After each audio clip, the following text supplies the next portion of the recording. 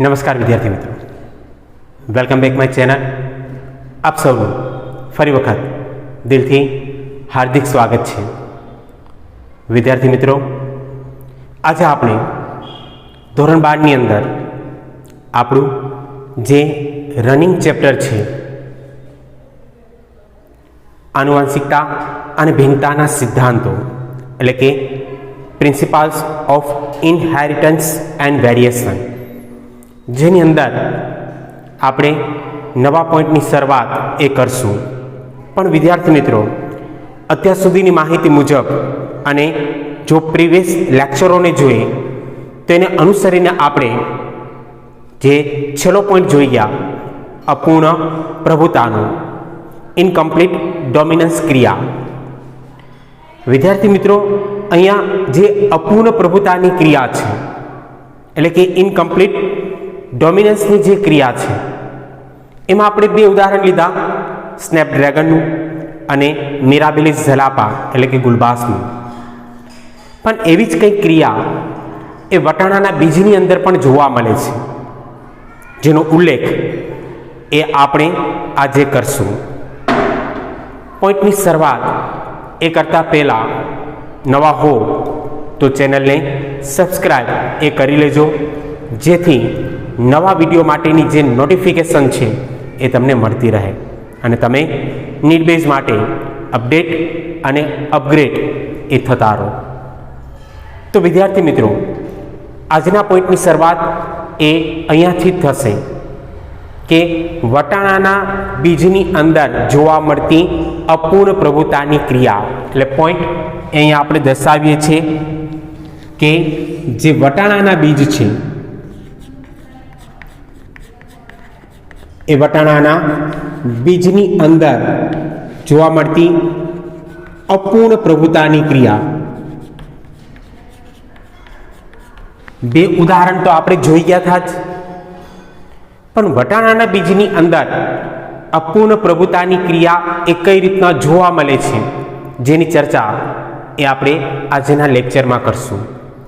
તો વિદ્યાર્થી મિત્રો, પોઈન્ટની શરૂઆત કરીએ. અપૂર્ણ પ્રભુતા માટે જવાબદાર જનીન જ છે, આપણે બધા જાણીએ. ક્યારેક જનીન એકથી વધુ અસર એ સર્જતા હોય છે, ક્યારેક જનીન એકથી વધારે અસરો એ સર્જે, પણ એ જનીન એક જ હોય. અને હવે કહી શકીએ કે ક્યારેક એક જનીન એક કરતાં વધુ અસર સર્જે છે. હું પોઈન્ટને અહીંયા દર્શાવું છું કે ક્યારેક એક જનીન એક કરતાં વધુ અસર એ સર્જે છે. એટલે ઘણી વખત એવું બને વિદ્યાર્થી મિત્રો કે એક જ જનીન હોય, પણ એ એક જનીન એક કરતાં વધારે અસર માટે જવાબદાર હોય છે, અને જેના લઈને ખાસ કરીને એનો સ્વરૂપ પ્રકાર છે, જેને લઈને F1 પેઢીની અંદર જે સંતતિની ક્રિયા છે એમાં જે બદલાવ છે એ જોવા મળતો હોય છે. ચેન્જીસ ક્રિયા એ જનીનને લઈને જોવા મળે છે. તો અહીંયા સૌથી મહત્વની બાબત એ આ છે કે એક જ જનીન છે, પણ એ એક જનીન એક કરતાં વધુ અસર એ સર્જે છે, એટલે કે સર્જવા માટે એ સક્ષમ છે. વટાણાની અંદર આપણે જો વાત કરીએ તો વટાણાનું જે બીજ છે એ બીજમાં સ્ટાર્ચ એ જોવા મળે. વટાણાના બીજની અંદર સ્ટાર્ચ એ જોવા મળે અને સ્ટાર્ચનું સંશ્લેષણ એ એક જનીન કરે છે. અહીંયા બીજો પોઈન્ટ આપણે દર્શાવીએ કે વટાણાના બીજમાં સ્ટાર્ચનું સંશ્લેષણ એક જનીન એ કરે છે. વટાણાના બીજની અંદર જે સ્ટાર્ચનું સંશ્લેષણ થાય છે વિદ્યાર્થી મિત્રો, એ એક જનીન દ્વારા એ થતું જોવા મળતું હોય છે. અને એ જનીન જેની અંદર બે એલેલ એ આપણે જોઈએ, એક પ્રભાવી હોય અને એક પ્રચ્છન્ન એલેલ એ આવેલું હોય છે. અને અહીંયા એ એલેલની વાત કરીએ તો ખાસ કરીને આપણે કહી શકીએ કે એની અંદર બે પ્રકારના એલિલ્સ આવેલા હશે, એક કેપિટલ બી અને બીજું છે સ્મોલ બી. આવા બે એલિલ્સ એ જોવા મળતા હોય અને આ જે બે એલિલ્સ છે એના દ્વારા સ્ટાર્ચનું સંશ્લેષણ એ થતું જોવા મળતું હોય છે. તો વટાણાના બીજની અંદર સ્ટાર્ચના સંશ્લેષણ માટેના આ બે એલિલ્સ એ જવાબદાર છે એવો આપણે કહી શકીએ. પોઈન્ટ ક્લિયર સુધી? હવે વિદ્યાર્થી મિત્રો આપણે આગળ વધીએ તો અહીંયા આપણે દર્શાવી શકશું કે ખાસ કરીને સામાન્ય રીતે જોવા જઈએ, જો સામાન્ય રીતે આપણે વાત કરીએ તો સામાન્ય રીતે જે કેપિટલ બી છે એ સમયુગ્મો છે. પોઈન્ટ ક્લિયર કરતા જજો. સામાન્ય રીતે જોવા જઈએ તો કેપિટલ બી જે સમયુગ્મ છે અને આ જે બે કેપિટલ બી છે એ મોટા કદના સ્ટાર્ચ કણો ધરાવે છે. વિદ્યાર્થી મિત્રો ખાસ ધ્યાન રાખજો, અહીંયા હું દર્શાવું છું કે એને લઈને મોટા કદના જે સ્ટાર્ચ કણો છે એ જોવા મળતા હોય છે અને જેને લઈને ખાસ કરીને જે બીજ જોવા મળશે એ બીજ એ કેવા હશે તો કે ગોળ, એકદમ ગોળ બીજ એ જોવા મળશે. મીન્સ રાઉન્ડ સીડ્સ એ તમને અહીંયા પ્રાપ્ત થશે. ક્યારે? જ્યારે કેપિટલ બી હશે, બરાબર, ત્યારે મોટા કદના સ્ટાર્ચ કણો ધરાવશે અને એને લઈને જે બીજ જોવા મળશે એ બીજ ગોળ બીજ હશે. એવી જ રીતના વિદ્યાર્થી મિત્રો અહીંયા આપણે દર્શાવીએ કે ખાસ કરીને સ્મોલ બી જે પણ સમયુગ્મો છે, સ્મોલ બી એ પણ સમયુગ્મો છે. પણ અહીંયા સૌથી મહત્વની બાબત એ રહેશે કે આ જે સ્મોલ બી જે સમયુગ્મો છે એ નાના કદના સ્ટાર્ચ કણો ધરાવે છે. નાના કદના સ્ટાર્ચ કણો એ ધરાવે છે અને જેને લઈને વિદ્યાર્થી મિત્રો જે બીજ જોવા મળશે એ બીજ એ ખરબચડા હશે. જે બીજ પ્રાપ્ત થશે એ બીજ એ કેવા હશે? ખરબચડા. તો બે પ્રકારના બીજ જોવા મળે. આકારની વાત કરીએ છીએ અહીંયા કે આકારની દ્રષ્ટિએ જોવા જઈએ તો એક ગોળ આકાર અને બીજો ખરબચડો આકાર. પણ આ જે ગોળ આકાર છે કે ખરબચડો આકાર છે કોને લઈને? તો કે એની અંદર આવેલ એલિલ્સને લઈને. એની અંદર જે એલિલ્સ સ્ટાર્ચનું નિર્માણ કરે છે એમાં જો મોટા કદના સ્ટાર્ચનું નિર્માણ થશે તો ત્યાં ગોળ બીજ જોવા મળશે અને નાના કદના સ્ટાર્ચ કણનું નિર્માણ થશે તો ત્યાં ખરબચડા બીજ એ જોવા મળશે. પણ અહીંયા વિદ્યાર્થી મિત્રો આપણે વાત કરીએ કે ખાસ કરીને જો આ ક્રિયા જોવા મળે કેપિટલ બી અને સ્મોલ બી, જે વિષમયુગ્મી ક્રિયા દર્શાવે છે, વિષમયુગ્મી. અને એના કારણે વિદ્યાર્થી મિત્રો એટલું ધ્યાન રાખજો કે ખાસ કરીને જે બીજ જોવા મળશે એ ગોળ બીજ જ હશે. શું કામ ગોળ બીજ જોવા મળે? કારણ કે એની અંદર કેપિટલ બી એ પ્રભાવી રહેશે. કેપિટલ બી એ પ્રભાવી છે જેના કારણે ગોળ બીજ એ જોવા મળે છે. પણ એ ક્લિયર હોવો જોઈએ, બરાબર. એનો મતલબ એ થયો કે આ જે ક્રિયા છે એ પ્રભાવીની છે અને આ જે ક્રિયા છે એ પ્રચ્છન્નની છે. આપણે એટલું તો જાણીએ જ છે કે જ્યાં સુધી પ્રભાવી હોય ત્યાં સુધી પ્રચ્છન્ન પોતાના લક્ષણ એ પ્રસ્થાપિત ન કરે. એટલો પોઈન્ટ આપણો ક્લિયર છે. તો તમને પ્રશ્ન થાય વિદ્યાર્થી મિત્રો, તો અપૂર્ણ પ્રભુતા કઈ રીતના થયું? અપૂર્ણ પ્રભુતા એ કઈ રીતના થયું? તો હવે જ જે બાબત જાણવાની છે સૌથી અગત્યની છે. અહીંયા ગોળ બીજ હશે, પણ ખાસ કરીને જે કદ જોવા મળશે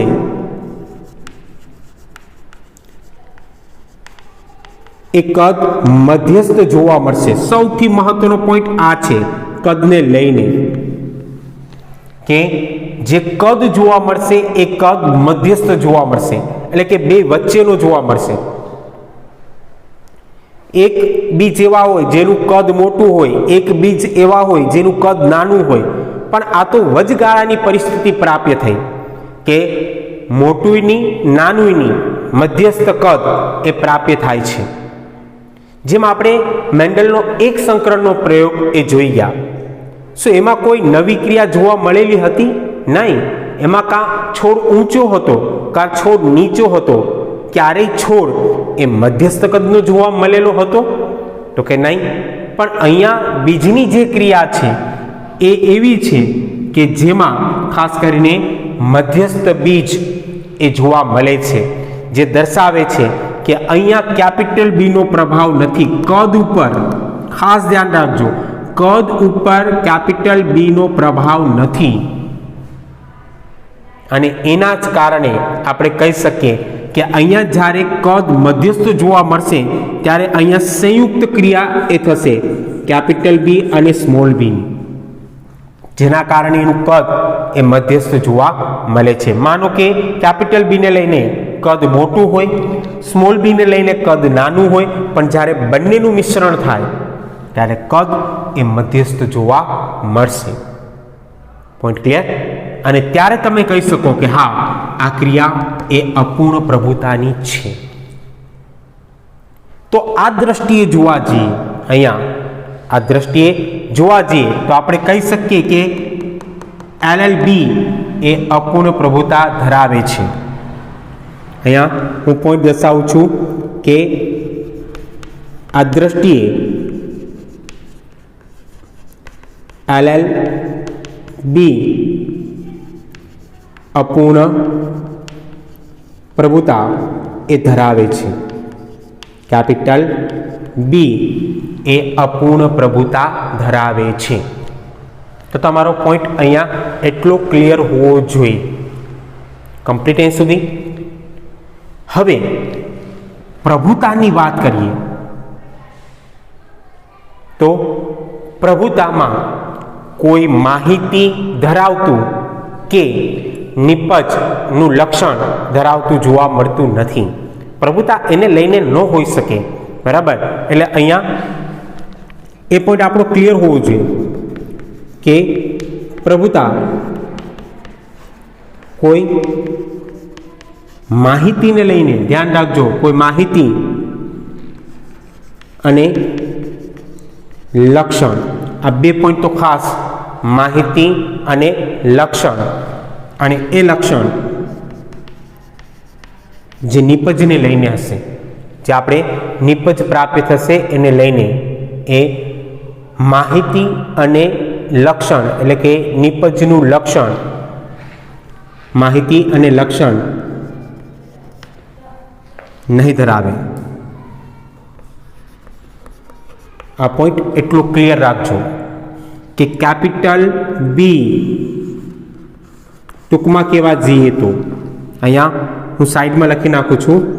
આ કેપિટલ જે બી છે, જે પ્રભાવી છે, પ્રભુતાની ક્રિયા દર્શાવે છે. પોઈન્ટ ક્લિયર હોવો જોઈએ કે કેપિટલ બી જે પ્રભુતાની ક્રિયા દર્શાવે છે એ કોઈ માહિતી માટે જવાબદાર હોય કે કોઈ નિપજની લક્ષણની ક્રિયા માટે જવાબદાર હોય એવું જરૂરી નથી.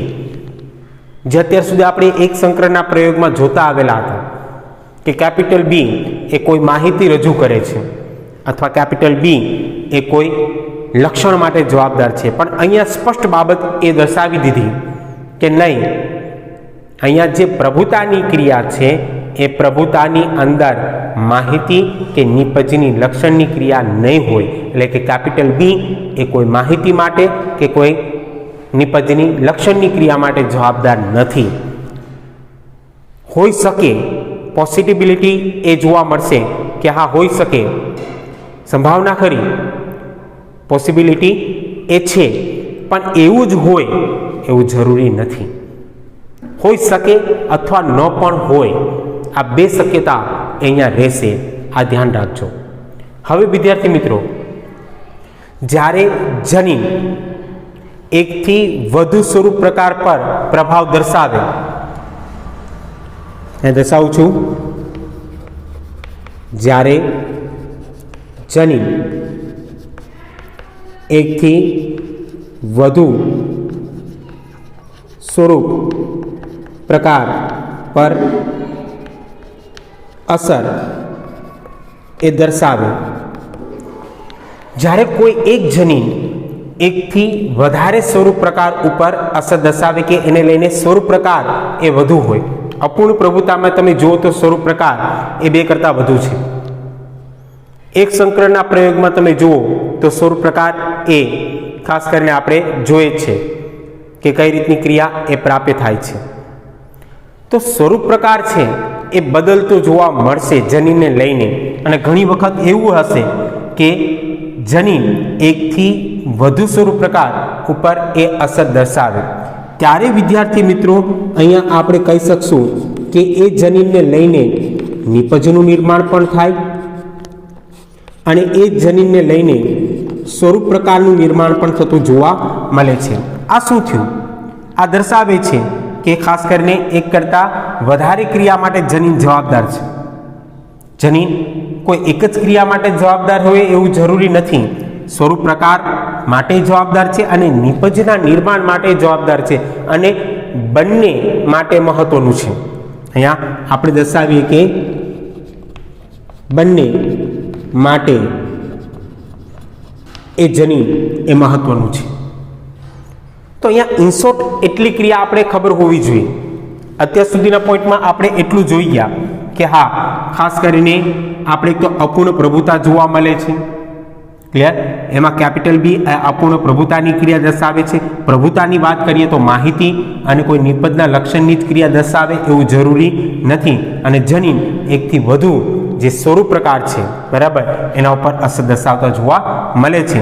જેના કારણે જનીનની વાત કરીએ તો જનીન એ ખાસ કરીને નિપજનું નિર્માણ પણ કરે અને એ જ જનીન દ્વારા સ્વરૂપ પ્રકારની ક્રિયા પણ જોવા મળતી હોય છે.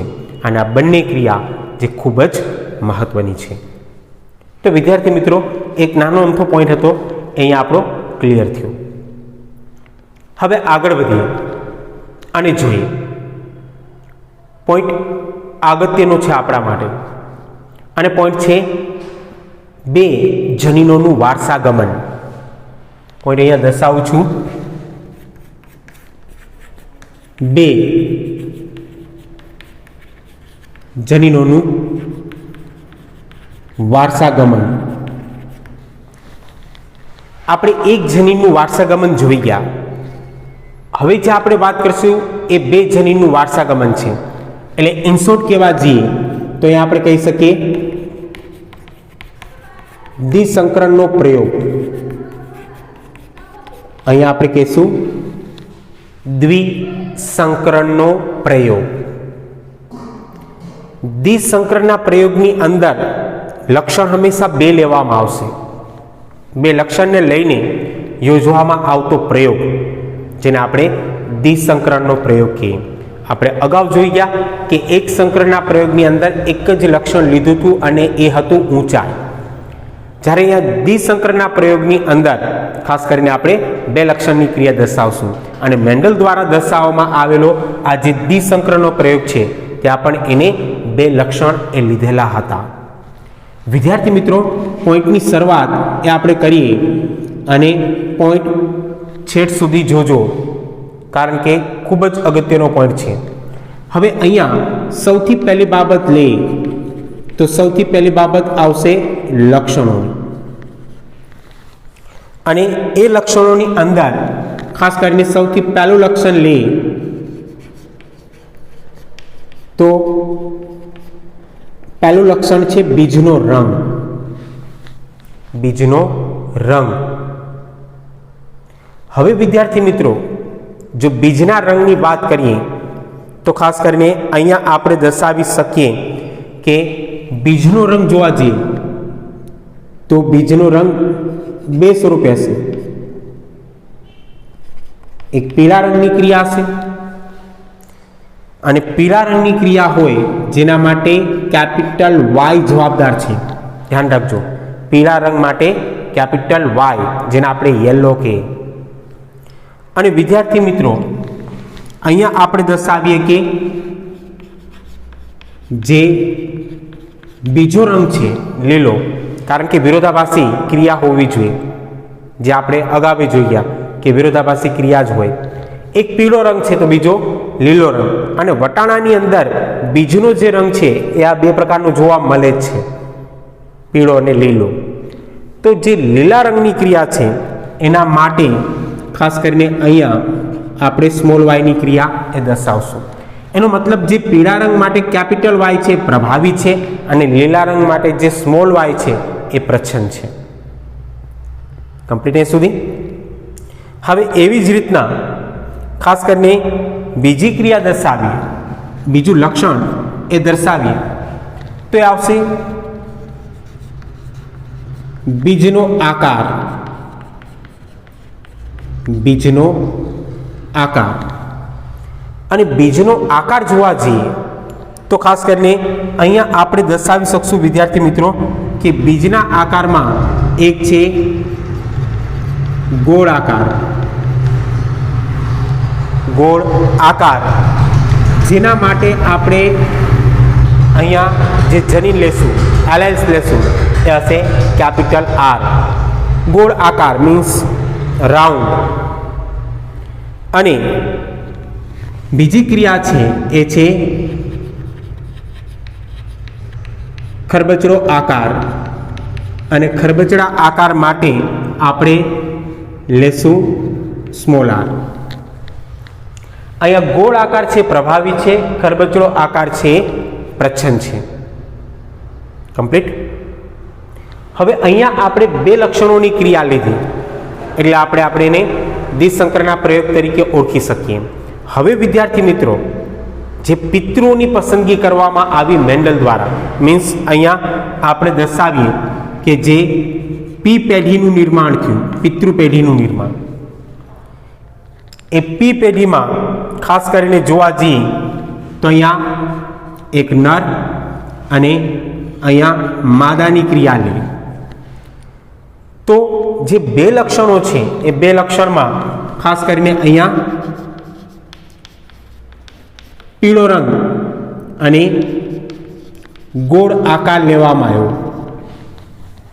પીળા રંગ સાથે ગોળ આકાર જેમ છે એમ જ, અને અહીંયા લીલો રંગ અને ખરબચડો આકાર એ લેવામાં આવ્યો. આવી રીતના પિતૃની પસંદગી થઈ.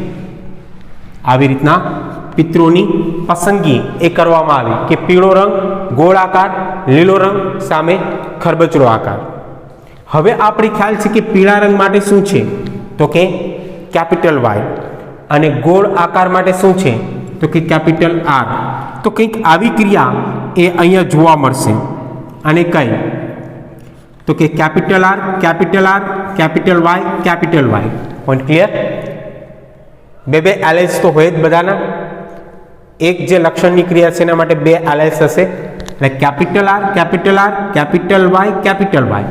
સામે હવે તમે કહો તો કે સામે આવશે small R, small R, small Y, small Y. Clear. હવે વિદ્યાર્થી મિત્રો, અહીંયાથી જોવા જઈએ તો આપણે જે કોમન ક્રિયા છે એ કંઈક આવી જોવા મળે. જન્યુની ક્રિયા છે કંઈક આવી જોવા મળશે, કેપિટલ આર સાથે કેપિટલ વાય. એવી જ રીતના સામે જોવા જઈએ વિદ્યાર્થી મિત્રો તો કંઈક આવી ક્રિયા મળશે, સ્મોલ આર, સ્મોલ વાય. આવા જન્યુની ક્રિયા જોવા મળશે. કમ્પ્લીટ એ સુધી. હવે એના દ્વારા જે F1 પેઢીનું નિર્માણ થશે, એટલે કે અહીંયા સંકરણની ક્રિયા યોજવામાં આવશે. સંકરણ એ યોજવામાં આવે તો વિદ્યાર્થી મિત્રો અહીંયા જે પ્રાપ્ય થતી સંતતિ છે એ કંઈક આવી રીતના પ્રાપ્ય થશે. કેપિટલ આર, અહીંયાથી સ્મોલ આર, અહીંયાથી કેપિટલ વાય અને અહીંયાથી સ્મોલ વાય. કમ્પ્લીટ અહીંયા સુધી ખ્યાલ આવી ગયો. હવે આ જે પેઢી પ્રાપ્ય થઈ એ પેઢીને આપણે કઈ પેઢી કહેશું? F1 પેઢી. પ્રાપ્ય થતી પેઢી એ F1 પેઢી હશે. હવે વિદ્યાર્થી મિત્રો, આ ક્રિયાને આગળ વધારતા પહેલા થોડી માહિતી એ હું તમને રજૂ કરવા માંગીશ. હવે અહીંયા એ બાબત ખાસ ધ્યાન રાખજો. જો અહીંયા શોર્ટમાં એ બાબત હું દર્શાવું છું જેથી કરીને તમે પોઈન્ટને સરળતાથી સમજી શકો. ખાસ કરીને જે કેપિટલ આર હશે, કેપિટલ આર જેને લઈને ગોળ આકાર જોવા મળશે. જો કેપિટલ આર સ્મોલ આર હોય તો પણ ગોળ આકાર જ જોવા મળશે, કારણ કે અહીંયા એક કેપિટલ છે, ખ્યાલ આવી જશે. પણ સ્મોલ આર હોય તો ખરબચડો આકાર એ જોવા મળશે. એવી જ રીતના વિદ્યાર્થી મિત્રો અહીંયા જો કેપિટલ વાય હશે તો એ પીળા રંગ માટે જવાબદાર હશે. કેપિટલ વાય અને સ્મોલ વાય હશે તો પણ એ પીળા રંગ માટે જવાબદાર હશે, કારણ કે એમાં એક પ્રભાવી છે. પણ જો સ્મોલ વાય હશે તો ખાસ કરીને એ લીલા રંગ માટે જવાબદાર હશે. આટલી માહિતી તમારી પાસે હોવી જોઈએ, જેને અનુસરીને F1 પેઢી જે પ્રાપ્ત થશે એમાં કઈ સંતતિ હશે? તો કે એની અંદર તમે જોવા જાઓ તો કેપિટલ આર સ્મોલ આર એટલે કે ગોળ આકાર અને ખાસ કરીને પીળો રંગ ધરાવતી હશે. ગોળ આકાર અને પીળો રંગ ધરાવતી જોવા મળશે. F1 સંતતિની જે ક્રિયા છે. હવે વિદ્યાર્થી મિત્રો, જ્યારે F2 પેઢીનું નિર્માણ કરો, અહીંયા F1 માંથી તમે F2 પેઢીનું નિર્માણ કરો ત્યારે જન્યુઓને છૂટા પાડવા પડે. આ ધ્યાન રાખજો ખાસ કે જન્યુઓને છૂટા પાડવા પડે, અને છૂટા કઈ રીતના પડે એ ધ્યાન રાખવું, ખાસ સમજવા જેવી ક્રિયા એ જ છે. હવે જન્યુઓને છૂટા પાડવાની જો ક્રિયા એ જોવા જઈએ તો અહીંયા દર્શાવું છું.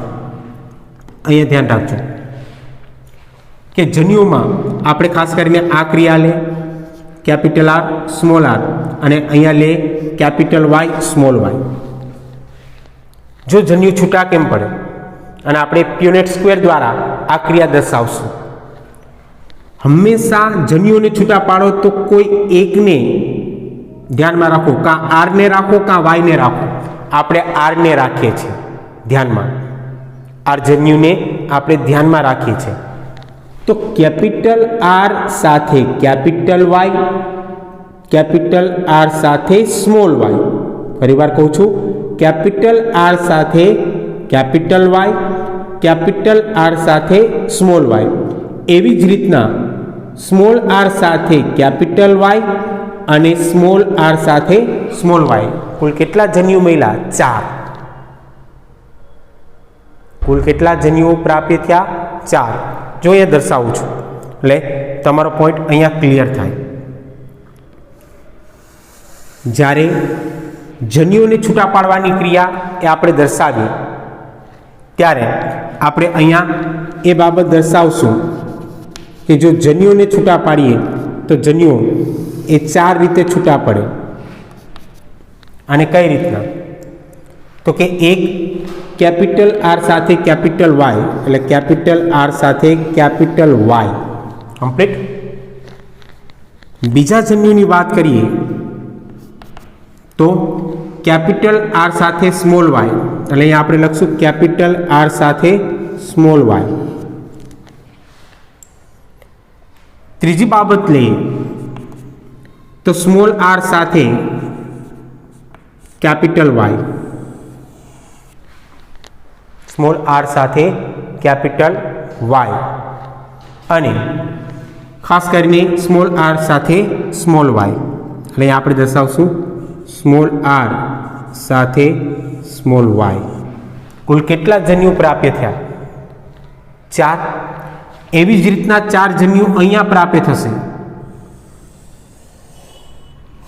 4 જન્યુની ક્રિયા એ અહીંયા જોવા મળશે. અહીંયા પણ એ જ ક્રિયા રહેશે. કેપિટલ આર સાથે કેપિટલ વાય પહેલી ક્રિયા. બીજી ક્રિયા કેપિટલ આર સાથે સ્મોલ વાય. ત્રીજી ક્રિયા તો કે સ્મોલ આર સાથે કેપિટલ વાય. અને ચોથી ક્રિયા સ્મોલ આર સાથે small Y. Complete. Capital R સાથે કેપિટલ વાય, કેપિટલ આર સાથે સ્મોલ વાય, સ્મોલ આર સાથે કેપિટલ વાય અને સ્મોલ આર સાથે સ્મોલ વાય. કમ્પ્લીટ. અને એને લઈને વિદ્યાર્થી મિત્રો હવે કુલ 16 સંતતિનું નિર્માણ એ જોવા મળશે. કુલ કેટલી સંતતિનું નિર્માણ? 16. આ બંને તરફ જે ક્રિયા જોવા મળે છે એ બંને તરફ જોવા મળતી ક્રિયા એ જન્યુઓની રહેશે. એક બાજુ નરજન્યુ છે તો બીજી બાજુ માદાજન્યુ છે. તમને એવું થતું હશે કે બે બાજુ જન્યુ શું કામ દર્શાવ્યા? તો કે એક નરજન્યુ એક માદાજન્યુ, અને એને લઈને કુલ જે સંતતિઓ ઉત્પન્ન થશે એ સંતતિઓ એ કુલ કેટલી હશે? તો કે 16 સંતતિનું નિર્માણ એ જોવા મળશે. વિદ્યાર્થી મિત્રો કુલ કેટલી સંતતિનું નિર્માણ જોવા મળશે? 16.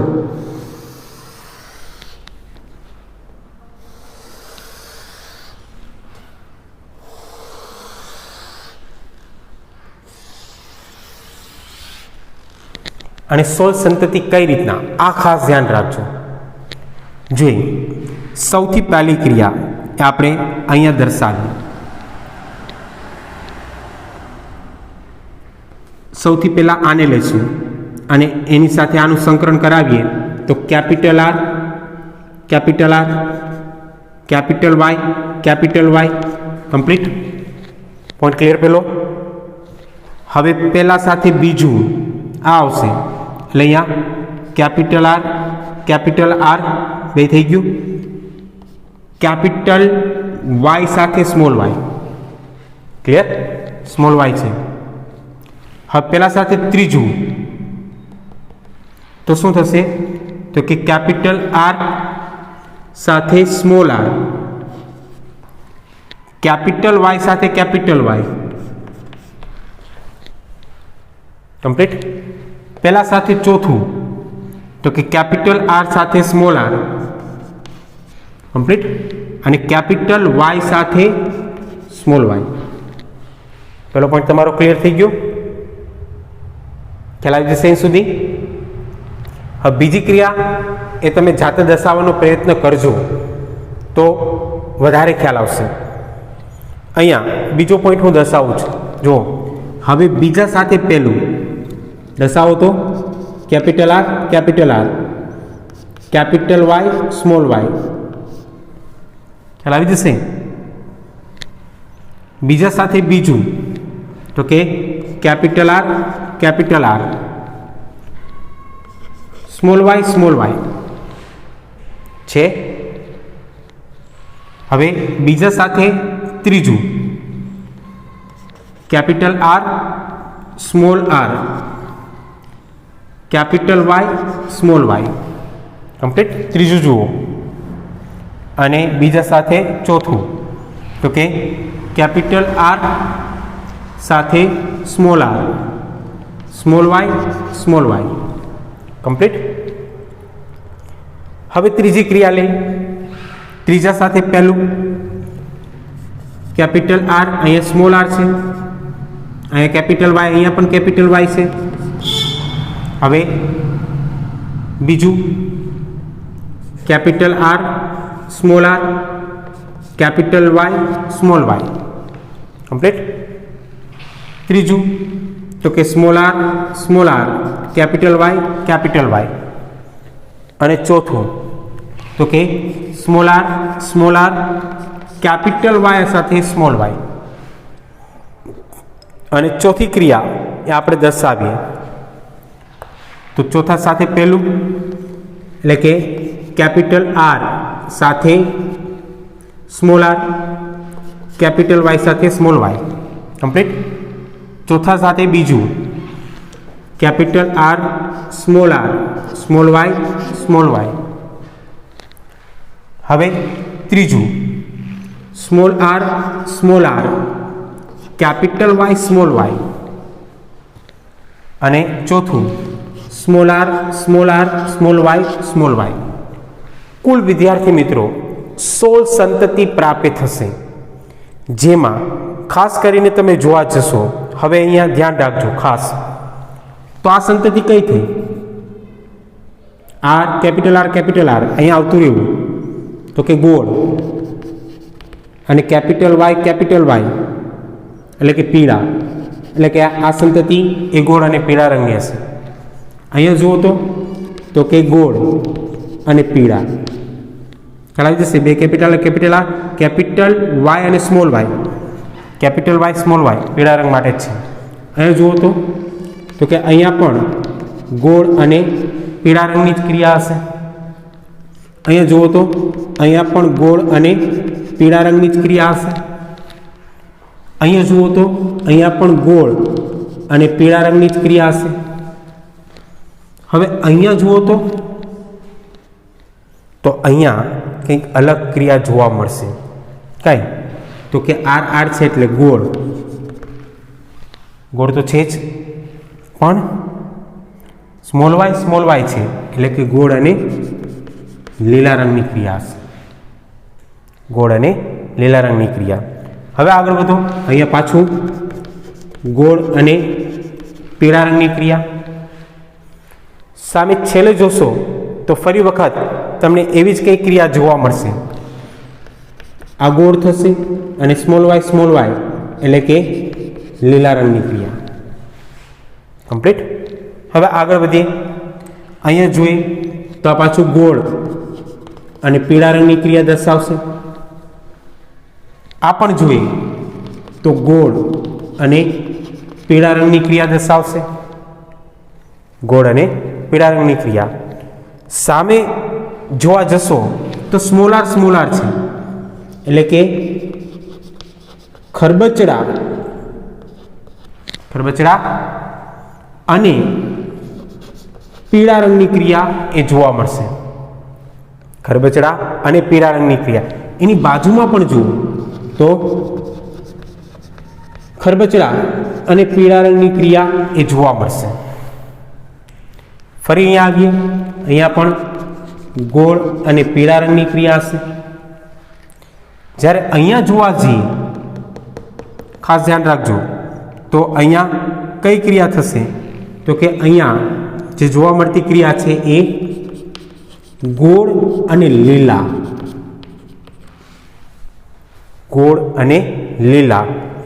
હવે આ ક્રિયા જુઓ તો કે ખરબચડા અને પીળા,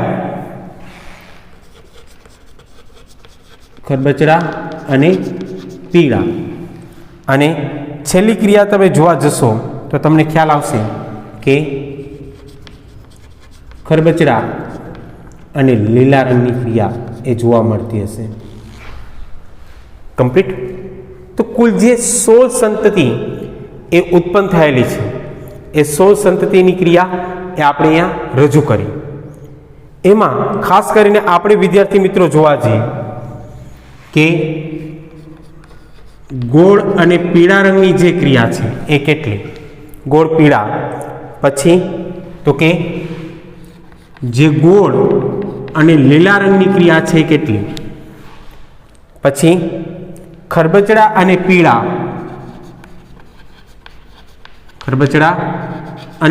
રંગની ક્રિયા કેટલી? અને અંતે ખરબચડા અને લીલા રંગની ક્રિયા કેટલી? આ સ્વરૂપ પ્રકાર થયા.